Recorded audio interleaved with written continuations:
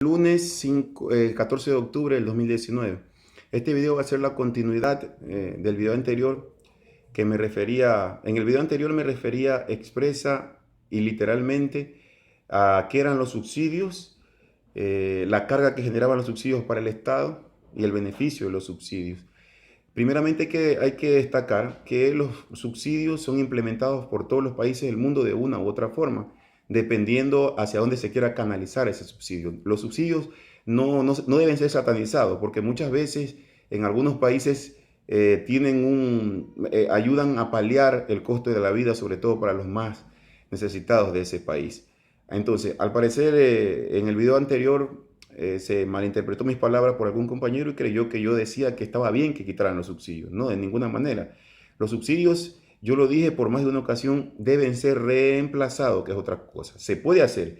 Con una adecuada planificación, los subsidios pueden ser reemplazados. Y les puse el tema de las cocinas de inducción.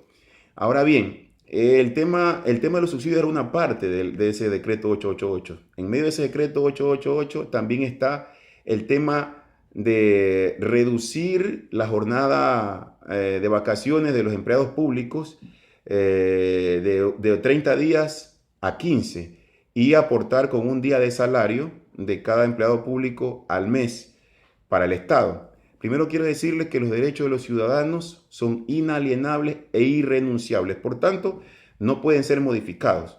Solo pueden ser cambiados si esto se refiere al aumentar derechos, si van a ser para aumentar derechos, pero no pueden ser cambiados para retroceder, porque sería ilegal, ilegítimo, inconstitucional. Eso por ese punto.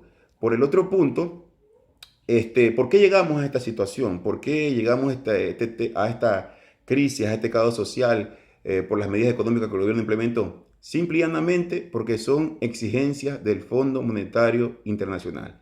¿Qué es el Fondo Monetario Internacional? El Fondo Monetario Internacional es una institución financiera que fue creada en los acuerdos de Bretton Woods al finalizar la Segunda Guerra Mundial. Se creó con la finalidad de que sirvan los fondos para reconstruir los países que fueron destruidos por la Segunda Guerra Mundial. Pero como ustedes verán, como ustedes sabrán, nuestros amigos estadounidenses, los gringos, son muy pilosos, ¿no? Son muy pilas, muy estudiados, muy educados y saben robar con elegancia, le digo yo, roban con elegancia.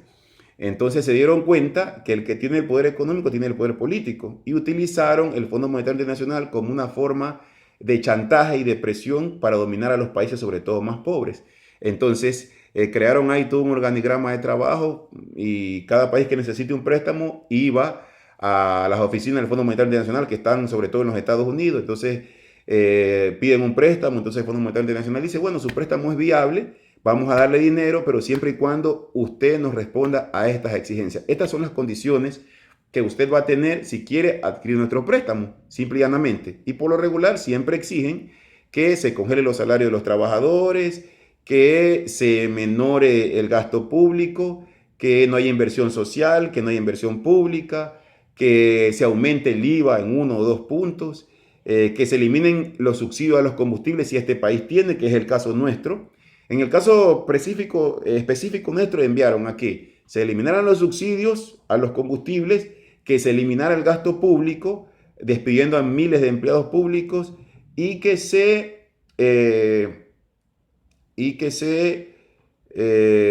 eliminara los beneficios a esos mismos empleados. Entonces, eso fue lo que nos metió de lleno a la crisis que está actualmente al país, el estado de convulsión grave y social. Ahora bien, el gobierno, más de una vez, el presidente Lenín Moreno, y todos sabemos, ¿no?, patético y repudiable presidente que tenemos, accedió a todos estos mandatos del Fondo Monetario, a todas estas exigencias, mejor dicho, del Fondo Monetario Internacional, y efectivamente fue lo que hizo por medio de ese decreto. Ahora, él creo que sí esperaba que la gente iba a protestar, pero no esperaba que iba a protestar con tanta dureza, con tanta frontalidad y que iba a causar todo el estrago que se causó en el país.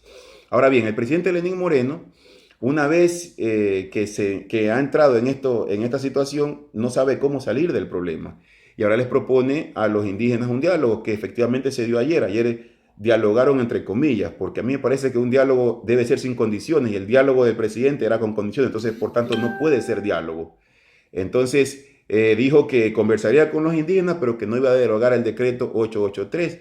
Y ayer, conforme a la presión y a la paliza que le dieron, porque ayer era una paliza, cómo se vio que nuestro pueblo indígena, que muchas veces es demonizado, la gente los cree bárbaros, los cree ignorantes, pero cómo se ve que tienen algo de preparación porque les dieron como a Munra, como decimos vulgarmente, a los ministros y al presidente Lenín Moreno, que no sabía ni qué hacer, no sabía qué decir.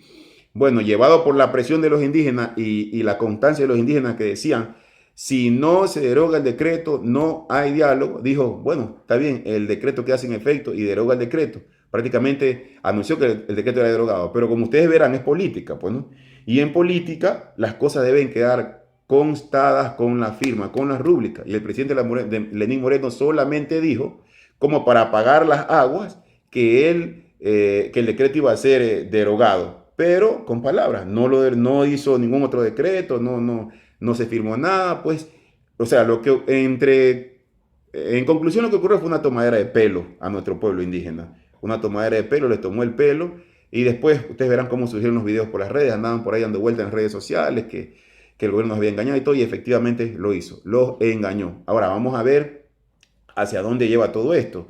Si es que en estos días yo acabo de ver en una radio digital que sigo por internet, que un asesor económico del gobierno de Lenín Moreno habló en esa radio, que creo que es la que Jimmy Jairá la preside, y Luisa Delgadillo también, la del 4, diciendo él que el decreto 883 no sería derogado hasta que no se elabore el otro decreto. Ahora bien, los indígenas, como es de era de esperarse, están muy molestos por eso, porque les tomaron el pelo. Ahora habrá que ver qué hay detrás de ese otro decreto, cuáles son las condiciones que el gobierno impone, pero yo creo sinceramente que el gobierno tiene muchas opciones, pero tiene una sola salida. Una opción es derogar el decreto 883 y tirarse de enemigo a todos los grupos económicos por los cuales han sido uña y mugre desde que empezó a gobernar. Me refiero a los grupos económicos, a los banqueros, a los medios de comunicación, al señor Jaime Nebot, a la señora Cintia Viteri, que son los que están detrás y empujando más para que se deroguen los subsidios. Se los tira de enemigo a ellos, y como saben, si algo lo mantiene a Lenín Moreno en el poder, es el respaldo de esta gente. En el momento que el Partido Social Cristiano, como ha sido la costumbre, le quita el apoyo a algún partido político gobernante, ese partido político y ese presidente se cae. Y todavía no se lo ha quitado, por eso es que Lenín Moreno no ha caído. Incluso le dio protección, incluso trató a nuestros indígenas de la manera más racista, llamó a una guerra civil, llamó prácticamente a masacrar a los indígenas. Cometió un exabrupto que seguramente en el 2021 le va a pasar factura al señor Nebot. Bueno, tiene esa opción. Deroga el decreto y se tira a todos sus panas enemigos, o no deroga el decreto y sigue la guerra, sigue la marcha, sigue la pelea, sigue el caos en Quito. Y si él no deroga ese decreto, pues parece que la cosa va a seguir. Entonces, ¿cuál es la única salida que él tiene? La única salida que él tiene es renunciar. No tiene otra salida. Es la renuncia al poder. Se va a Estados Unidos a disfrutar todos los millones que se ha robado. Porque como ustedes verán, todos sabemos que Lenín Moreno es un presidente hipercorrupto. Que así él quisiera ponerse del lado de los indígenas y darle al pueblo, no podría. Porque quien no quieren que el pueblo se beneficie de todas estas cosas son los grupos de poder, las oligarquías, los medios de comunicación, quienes son ellos mismos los dueños de comunicación. Y en el momento en que Lenín Moreno se los tire a ellos de enemigos, pues ya verán al siguiente día los titulares en los medios de comunicación sacando la cuenta del Balboa Ban Panamá, presionando a la fiscal burra esta que tenemos para que abra la cuenta INA Investment, pidiendo asesoría a Panamá. Ya verán, le sacarían todos los trapos sucios al siguiente día. Entonces a él no le queda más que renunciar. Renunciando, deja el poder, se va a disfrutar todos sus millones y no pasa nada. Porque en cuanto a la operación sangrienta que ha cometido en estos últimos días, ¿por qué creen ustedes que el alto mando militar no le quite el apoyo? Porque hay muchísimo dinero de por medio. El alto mando militar, el comando conjunto de las Fuerzas Armadas, hay mucho dinero de por medio, supongo yo, para que no le quiten el apoyo. Porque debo decirles que incluso ha cometido hasta crímenes de lesa humanidad Lenín Moreno. Crímenes de lesa humanidad. Como ustedes verán, en todos los conflictos de índole bélico, nacional, internacionales que se han dado a lo largo de la historia, que los libros de la historia registran, hay lugares específicos donde no pueden ser atacados por ningún país beligerante, que son los lugares que sirven de refugio para poder mantener en algo la dignidad humana con respecto a lo que es los heridos de guerra, las mujeres embarazadas, los niños, los ancianos. son lugares de refugio prácticamente, zonas de paz, ¿ya?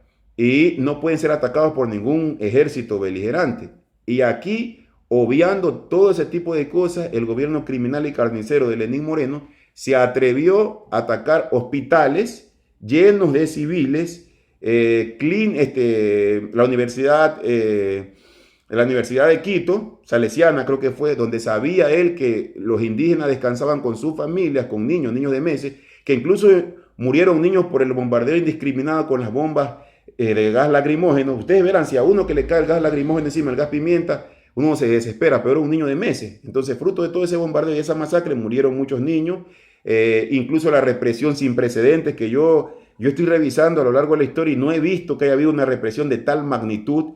También vimos lo peor de la miseria humana, como este tipo de muchachitos peluconcitos ahí como Andrés Pelachini, que celebraba que el gobierno mató por medio de su fuerza de choque, y le dio un disparo a un manifestante en la cabeza y murió de contado. Y así, se unieron todos los medios de comunicación para prácticamente asociar al gobierno que utilice la fuerza bruta contra el pueblo, y eso fue lo que hizo.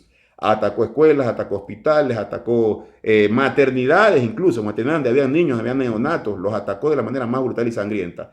Cuando algún ejército beligerante hace una cosa de esas, se los cataloga como criminales de lesa humanidad.